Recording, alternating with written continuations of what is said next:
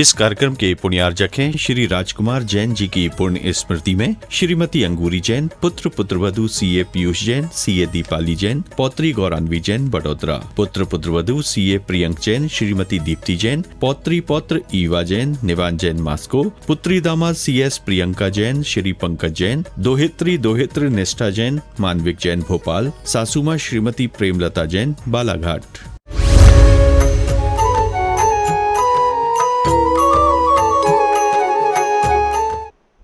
आज का दिन आप सबके लिए तप धर्म का दिन है। तपस्वी जीवन अपने आप सबकी नज़र में आ जाता है और सुविधाओं के अधीन रहने वाला जीवन, भोगों में संलिप्त जीवन, असंयम अमर्यादा का जीवन, वो भी सभी को समझ में आ जाता है। शरीर एक साधन है। इस साधन का अगर आपने सदुपयोग किया तो ये जीवन और अगला जीवन दोनों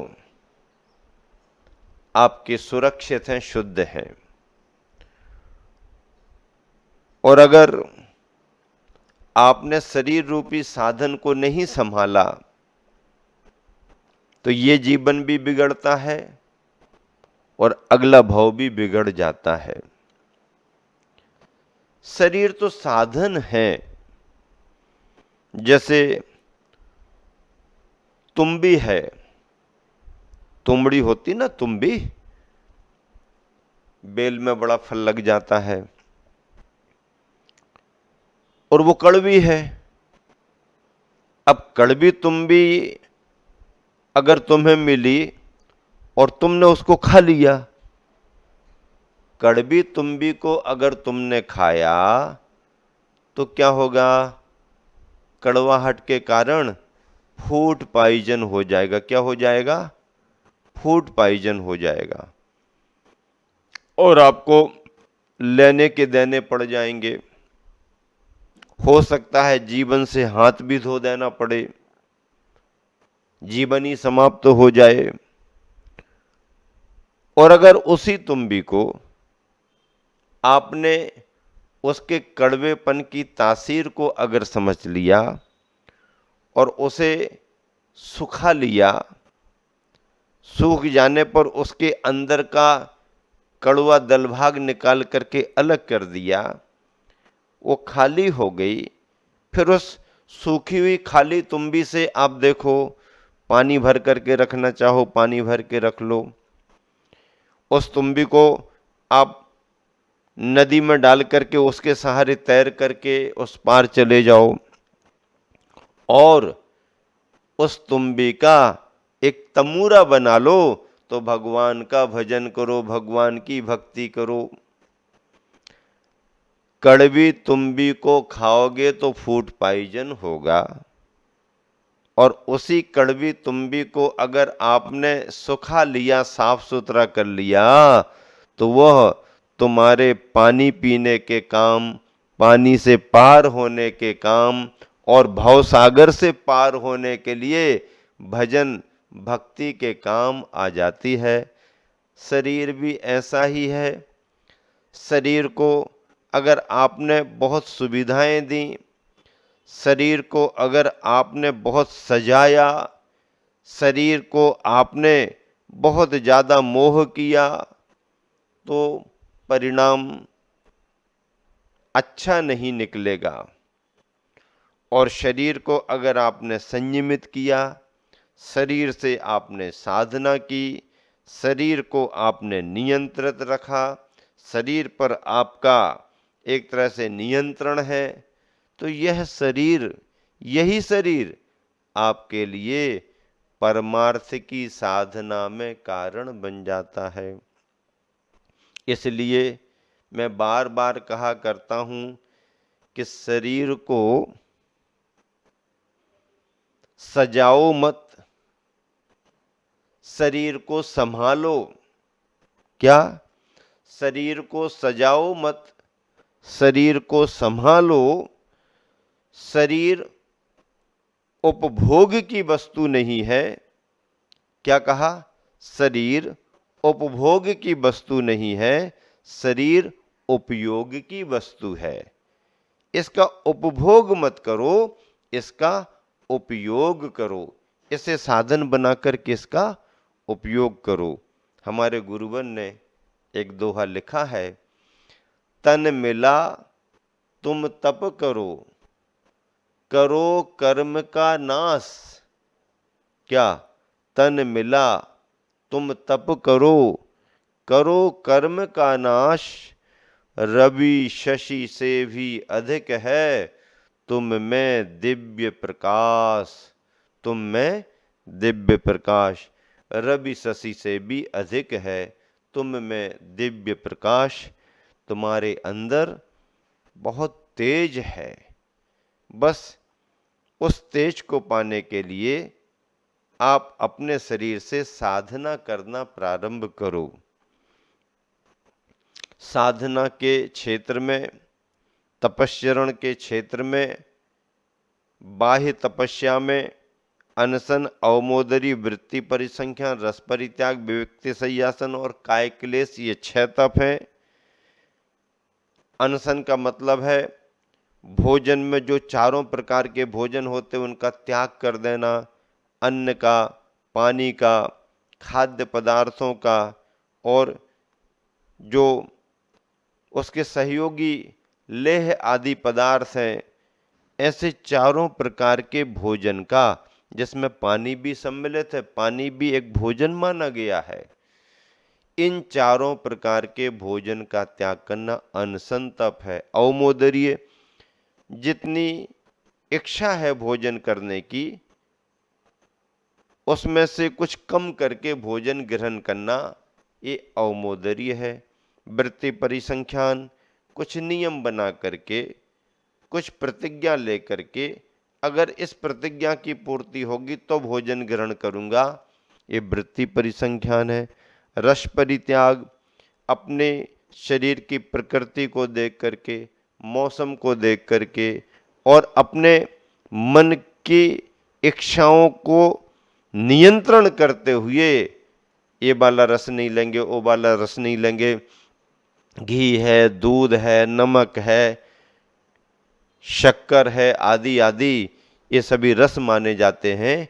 इनमें से 1-2 का या ज़्यादा का त्याग करना रस परित्याग। विविक्ति संयासन, एकांते, जहाँ पर कोलाहल नहीं, शोर शराबा नहीं, भीड़ भाड़ नहीं, बाधा नहीं, व्याकुलता नहीं, ऐसे स्थानों पर सैया बैठना, स्वाध्याय करना अथवा अपना समय देख करके विश्राम करना, विविक्त संयासन। काय क्लेश, कठिन कठिन आसन आदि लगा करके बैठना, शरीर को संयमित रखना, ये बाह्य तप हैं। अंतरंग तपों में प्रायश्चित, जाने अनजाने कोई दोष लगा, अपने ख्याल में बात आ गई, मन में विकल्प आया, उस विकल्प की शुद्धि के लिए, मन के विकल्प को दूर करने के लिए अपने गुरु के समक्ष या अपनी आत्मा की साक्षी पूर्वक जो संकल्प, जो त्याग किया जाता है, प्रायश्चित, विनय, अपने से बड़ों की, धर्मात्माओं की, गुरुओं की, गुणवानों की जो विनय होती है, सहज में उनके प्रति आदर का भाव होता है, विनय भी एक तप माना गया है। वैयावृत्ति, अपने साधर्मी बंधु हैं, साथी हैं, कोई वृद्ध हैं, कोई बीमार हैं, कोई थके हुए हैं, कोई अस्वस्थ हैं, उन सभी के लिए यथा योग्य सहयोग करना वैयावृत्ति मानी गई है। स्वाध्याय, आलस्य का अभाव करते हुए, मन में उत्साह का संचार करते हुए धर्म के ग्रंथों को पढ़ना, पढ़ करके लिखना, आदि आदि स्वाध्याय है। व्योत्सर्ग, कायोत्सर्ग लगाना, आधा घंटा, 1 घंटा मुद्रा बना करके अर्ध पद्मासन, पद्मासन, आदि आदि। या तो बाहुबली भगवान की प्रतिमा जैसे खड़ी होती है, खड़े हो जाओ, दोनों हाथ नीचे को हैं, खड़े हैं ध्यान में, ये मुद्रा भी है। अथवा जिस तरह से मैं बैठा हूँ, ये अर्ध पद्मासन, यूं हाथ पर हाथ रख करके ये जो ध्यान की मुद्रा बनाई गई है, ये व्युत्सर्ग ध्यान की मुद्रा है। और अंत में इस मुद्रा को बना करके ध्यान करना, एकाग्र चिंता निरोधो ध्यानम, मन की वृत्ति को किसी एक विषय पर एकाग्र करना, तत्व पर, धर्म की बातों पर, आत्मा परमात्मा के विषय में, लोक परलोक के विषय में मन को एकाग्र करना, ये ध्यान माना गया है। ऐसे इन तपों के द्वारा तपश्चरण में हम जब लीन होते हैं तो हमारे आत्मा के कर्म निकलने लगते हैं, झड़ने लगते हैं। ध्यान की अग्नि से कर्मों को जला दिया जाता है, और जब कर्म नष्ट होते हैं तो आत्मा का शुद्ध स्वरूप प्रकट होता है। भारतीय संस्कृति भोगों की संस्कृति नहीं है, भारतीय संस्कृति तप त्याग और योग की संस्कृति है। यहाँ पर साधना को महत्व दिया जाता है। किसको महत्व दिया जाता है? साधना को महत्व दिया जाता है, संयम को महत्व दिया जाता है, नियम को महत्व दिया जाता है। यहाँ पर राजा महाराजाओं का इतिहास उनके रहते रहते रहता है, लेकिन संतों का, तपस्वियों का इतिहास हमेशा हमेशा के लिए रहा करता है। ऐसे तप के संदर्भ को आप सभी को समझना चाहिए। इच्छा निरोधस तपः। बाहर से हम कितना भी कर लें, लेकिन जब तक हमारे मन की इच्छाओं का निरोध नहीं होता है, तब तक हमारा जो भी किया गया है वो तपश्चरण नहीं बन पाता है। अपने किए को तपश्चरण बनाना है तो मन की इच्छाओं को रोकना पड़ेगा। मन की इच्छाएं मुश्किल से रुकती हैं। हाँ, जिस चीज से बचते हैं, बचना है, बार बार उसी की तरफ ध्यान जाता है। मन की वृत्ति श्वान की तरह है। श्वान को कितना ही नियंत्रित करो, लेकिन जब भी उसे स्वतंत्र छोड़ोगे वह अशुद्धि की तरफ ही भागेगा। उसकी वृत्ति अशुद्धि को ही, अच्छी अच्छी चीज भी उसके सामने रख दो लेकिन वो अशुद्धि की ओर ही जाता है, उसकी वृत्ति है। ऐसे ही मन की वृत्ति भी पंचेंद्रिय के विषयों की ओर ही जाती है। खाने पीने में मन लगता है, पहनने ओढ़ने में मन लगता है, घूमने फिरने में मन लगता है, एक दूसरे की बुराइयां, लड़ाई झगड़ा में मन लगता है, दूसरों को लड़ाने में, झगड़ाने में मन लगता है, आदि आदि पंचेंद्रिय के विषयों में ये मन निरंतर आसक्त रहता है। और इस आसक्ति को ही असंयम कहते हैं। और जहाँ पर आसक्ति और असंयम है वहाँ पर तपस्या नहीं है। तपश्चरण के लिए संयम की आवश्यकता होती है। गर्मी के दिनों में पहाड़ की चोटी पर जाकर के पत्थर की गर्म शिला पर बैठ कर के तप नहीं कर पा रहे तो मत करो, आप छाया में बैठो। सर्दी में आप खुले आसमान के नीचे नहीं बैठ पा रहे, मत बैठो। नदिया के किनारे ठंडी में ध्यान सामयिक नहीं कर पा रहे, मत करो। लेकिन अनुकूल स्थान पर बैठ करके कम से कम राग द्वेष तो कम कर लो। आर्त ध्यान से तो बच जाओ, रौद्र ध्यान से तो बच जाओ, धर्म ध्यान में तो मन लगा लो। यही पंचम काल का तुम्हारा ध्यान का मार्ग है। देखिए, विस्तृत व्याख्याएं तो इस पुस्तक में मैंने बहुत अच्छे से लिखी हैं। पर्यूषण के 10 दिन। क्या? पर्यूषण के 10 दिन। पर्यूषण शब्द आगमिक है, उसकी व्याख्या भी है, और ये 10 लक्षणों की जो एक प्रक्रिया है उसमें पर्यूषण शब्द भी आता है। तो पर्यूषण के 10 दिन, 10 धर्मों के संक्षिप्त, सारगर्भित और व्यवहारिक उदाहरणों के द्वारा शास्त्रोक्त तरीके से व्याख्याएं करते हुए ये पर्यूषण के 10 दिन आप सभी के लिए अनेक वर्षों से आप सबके बीच है, आप सब उपयोग कर रहे हैं। तो ये पर्यूषण के 10 दिन, इसी में क्षमा वाणी का भी विषय है। दूसरी कृति विलक्षण है 10 लक्षण। क्या विलक्षण है? 10 लक्षण। 10 लक्षण जिनके नाम आप जानते हैं, वो 10 लक्षण कैसे हैं? जिन्हें महापर्व कहा है, महाधर्म कहा है, वो विलक्षण हैं, अद्भुत हैं। ऐसे विलक्षण है 10 लक्षण किस कृति से भी आप सभी बहुत अच्छे तरीके से इन सभी धर्मों को समझ सकते हैं और यह अनेक वर्षों से समाज में सबके बीच में है, सभी लाभान्वित हो रहे हैं। और अपना भी उद्देश्य है कि सभी जगह विद्वान तो पहुंच नहीं पाते हैं, सरल पुस्तकें अगर उपलब्ध हो जाएं तो सामान्य जन भी उनके महत्व को समझते हैं। इस तरह से आप सभी के लिए जो 10 धर्मों की व्याख्या प्रतिदिन मिल रही है, हम सब सौभाग्यशाली हैं।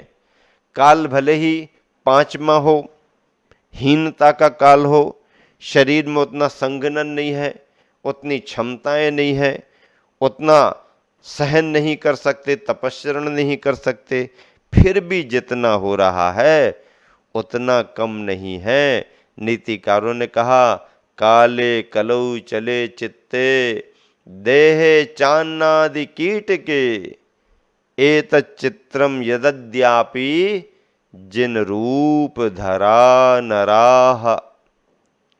जिन रूप धरा नराह। कलिकाल है, काले कलौ चले चित्ते, चित्त चलायमान है। देह चान्नादि कीट के, देह अन्न का कीड़ा बना हुआ है। एतत् चित्रम यदद्यापि, इस तरह के चित्र विचित्र इस काल में जिन रूप को, जिन मुद्रा को धारण करने वाले मिल रहे हैं, ये बहुत बड़े सौभाग्य की बात है। तरस गए वो विद्वान, भजन गाते गाते चले गए, जिनको जीवन में मुनियों के दर्शन नहीं हुए हैं। रोते रोते चले गए, भजन में गाते गाते चले गए, भजनों में अपनी पीड़ा प्रकट करके भगवान मुनिराज नहीं मिले, शास्त्रों में पढ़ा मुनि मुद्रा नहीं मिली। और लिखा है जुगल किशोर मुख्तार जी ने, क्या लिखा है, कितनी बढ़िया पंक्तियां लिखी हैं। धर्म को लेकर के, गुरु को लेकर के वो लिखते हैं कि देखो ये 5वां काल है, मुनि राजों का स्वरूप वर्णन तो समझ में आया, लेकिन मुनि महाराज मिल नहीं रहे हैं, मिल नहीं रहे हैं। उन्होंने लिखा, साधु के दर्शन कहीं पाता नहीं, साधु के दर्शन कहीं पाता नहीं, दिल दुखी है, दुख सहा जाता नहीं। धर्म की चर्चा थी उनसे जाओ वजा, धर्म अब ढूंढे नजर आता नहीं। कौम की कश्ती भंवर में जा फंसी, साधु तारक बिन तरा जाता नहीं। और दिल में आता है कि मैं साधु बनूं, दिल में आता है कि मैं साधु बनूं, पर साधु बिन साधु बना जाता नहीं, साधु बिन साधु बना जाता नहीं, साधु बिन साधु बना जाता नहीं।